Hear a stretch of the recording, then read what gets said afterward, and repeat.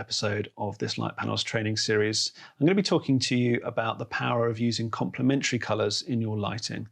Complementary colours are two colours that sit opposite each other on the colour wheel, and they balance each other out. Literally, in the case of colour tints, any colourist will tell you that when you have a colour tint that you're trying to neutralise, you actually introduce the complementary colour to pull it out. So it seems unusual that if you have too much blue, you mix in yellow and you end up with nothing, but that's how an additive colour model works, and that's how we neutralise colour casts if we want to in post-production. But here what I'm talking about is using colour of lighting, using the power of that colour in your production, using your lights to actually introduce that colour at the point of acquisition, and really playing with how you can create depth in your images using complementary colours. Now, a classic example of complementary colours would be orange and teal, which is very firmly rooted in the idea of flesh tones, these warm oranges, and the opposite colour that you find on the colour wheel, which is this teal, this bluey green colour. It's a very classically, and some would argue, overly used combination, but there is merit into the idea of using these complementary colours, particularly when there are skin tones present in your image, because the blues that sit opposite those warm colours naturally recede. By receding from our perception, from our colour vision, they become essentially more distant, and the warmer colours of the skin tones then come forwards. So you're actually automatically, without even doing anything particularly to do with shadows and light, you're actually automatically introducing a sense of depth by using colours that naturally recede or come forward. So orange and teal is a really useful way of doing that, and it works very, very well. I have an example up here where we have obviously Tara, our model. We have her flesh tone skin, her nice warm flesh tone colours. You can see them on the vector scope here, falling along the flesh tone line quite happily. And there you can see, sitting opposite them, we have this teal colour that's complementing it, it's balancing it out. So it's both balancing the image, but it's also allowing those cool colours to recede and those warm colours to come forwards. So it's creating a level of depth there that's actually aiding our composition. And I think actually this scene really needed it. This was quite a flat scene. It wasn't shot the best, I'll be honest, but it did mean that that additional level of depth that we get from the complementary colours really helps this scene, which would otherwise be relatively flat, I think, because we have a flat surface directly perpendicular to the camera here. We also have the yellow coming from the dress here, which starts to introduce a more complex element of colour theory, which is triadic colour schemes. This isn't quite technically a triadic colour scheme, but having colours that sit equally, so thirds away from each other, essentially splitting the colour wheel up into third. You can rotate those round and pick any of those three colours and they form a triadic colour scheme. So we're using that yellow to slightly sort of verge in that direction, but it's working to balance the image out and create depth where possibly it may have looked too flat if we hadn't used that colour scheme and thought about the colours that we were using. In this particular case, we're actually introducing this teal colour in the background using the colour modes of the Gemini. This was a 2x1 that we had on a boom arm here. So introducing that teal directly with the light fixture itself, and then using a separate light fixture, a Gemini 1x1 for our talent. That is set to a daylight color temperature, which we are balancing to. So our white balanced camera is matching that. That means that our subject, Tara, our model, looks natural. Her skin looks natural. We're getting the true colour of the dress on her, but we're also allowing that background colour to then mix in and slightly spill in. You can see it just hitting as a bit of a backlight on her. So it actually sort of melds the two together and allows us to create quite a sinuous depth to the image. Now, you have to be careful when you're introducing these tealy or anything with a slight hint of green into it. Adding green into skin or anything that's even approaching green will automatically make your subject look ill.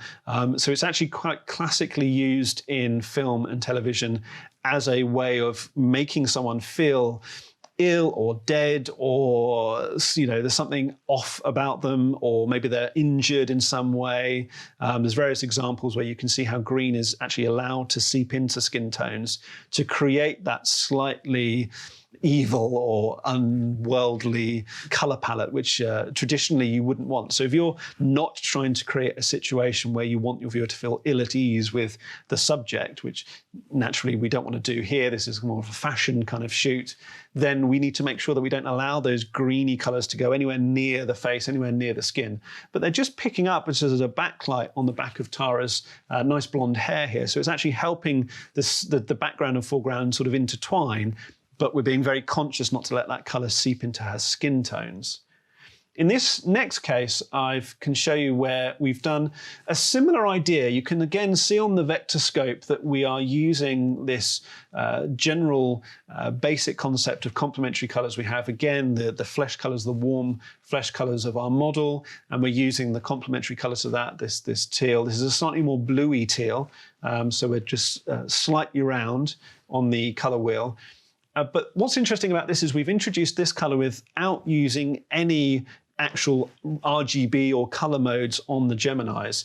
We've done this, if I just blow this up full screen, we've done this by shooting off temperature. Now, shooting off temperature is when you deliberately rate your camera's white balance differently to how you're lighting. And the camera then perceives those colors differently. It's actually quite an old school technique because it comes from a time when you couldn't just color tune your lights. But I thought it'd be interesting just to show you what that skill looks like, because even though it's old school, it doesn't mean it couldn't potentially still be relevant to what you're doing. So we have a Gemini 1x1 with a softbox and egg crate on it, and it's punching that light through that softbox, softening it, but also angling it with the egg crate to make sure that it doesn't spill onto our model.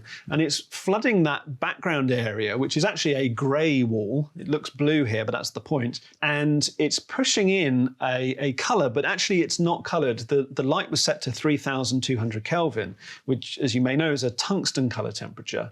The way that we've managed to get the camera to read that as a slightly soft, almost kind of gray blue is by rating the camera's white balance at 2,900. Now this, as I say, is a sort of an old school technique from where we didn't have color tunable RGB lights, but it still has a place, and I wanted to show you how it still works with modern LED fixtures. So we have the background bathed 3,200, cameras rated at 2,900, which is essentially making that appear offset towards blue, that 3.2. But then to offset in the other direction, we've got another Gemini 1x1, this time softbox egg crate, but also through an extra layer of diffusion to create that nice soft transition across the face as we kind of cross the termination point with the cheekbones here, also giving us a lovely catch light, and a nice big source for a big catch light.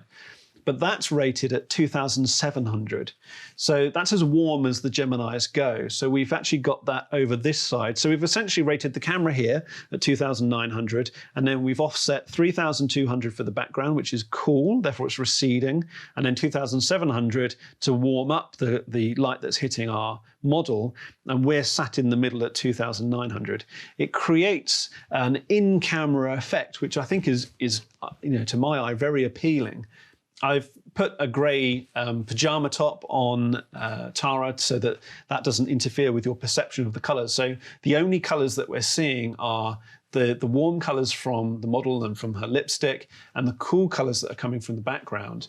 But all of that is actually at play simply with in-camera and in-light, if you like, shooting off temperature techniques, which is another way that you can introduce this idea of colors, complementary colors, and color balance. So two different approaches there, but both moving towards this idea of creating depth in your images using complementary colors.